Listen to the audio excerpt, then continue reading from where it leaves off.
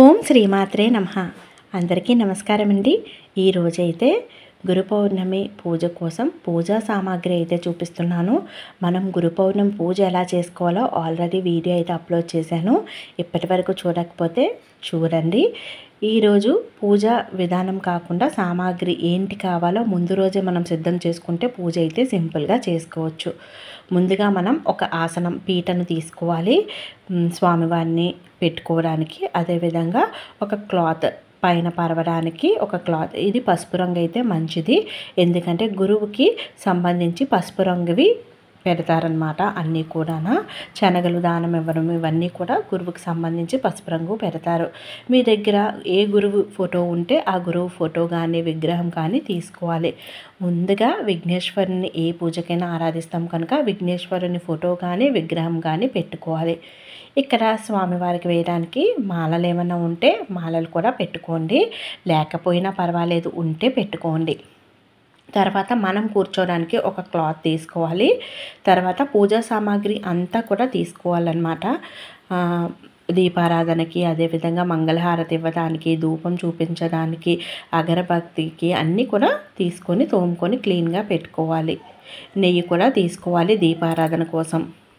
నెయ్యి లేకపోతే నూనె కూడా తీసుకోవచ్చు. నెయ్యి అయితే మంచిదన్నమాట. ధూపానికి ధూప్ స్టిక్స్, అదేవిధంగా అగరబత్తి, శనగలు ప్రసాదానికి మరియు మాల చేసి స్వామివారికి వేయడం కోసం శనగల మాల వేయడం, శనగల ప్రసాదం పంచడం, స్వామివారికి శనగలు ప్రసాదంగా నివేదించడం వల్ల గురుబలం అన్నది పెరుగుతుంది. ఈ విధంగా మనం ముందు రోజే నానబెట్టుకొని మాల ఉదయాన్నే చేసుకోవచ్చు. పసుపు దారానికి గుచ్చి మాలను తయారు చేసుకోవచ్చు.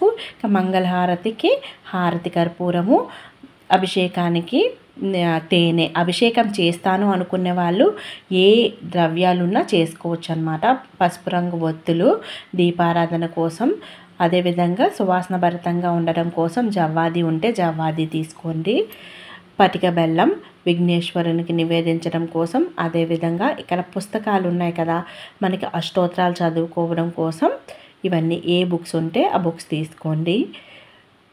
స్వామివారికి అక్షింతాలు, కుంకుమ, పసుపు మరియు గంధం, తిలకధారణది చేస్తూ ఉంటాం కదా, వాటి కోసము వివిధ రకాలైన పూలు, ఏ పూలైనా పర్వాలేదు. సాయిబాబాకి ఇవే ఉండాలనేమీ లేదు.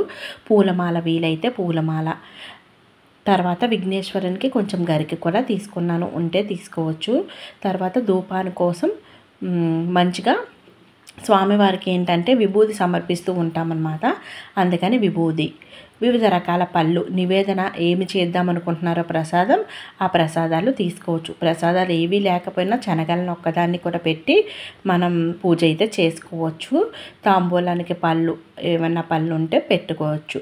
పాలకోవా కూడా మీకు వీలైతే పెట్టుకోవచ్చు.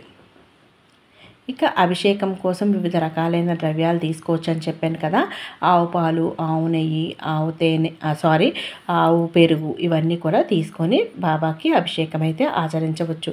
ఇవన్నీ చేయలేము అంటే గుడిలోని కూడా మనం స్వామివారిని దర్శించుకోవచ్చు.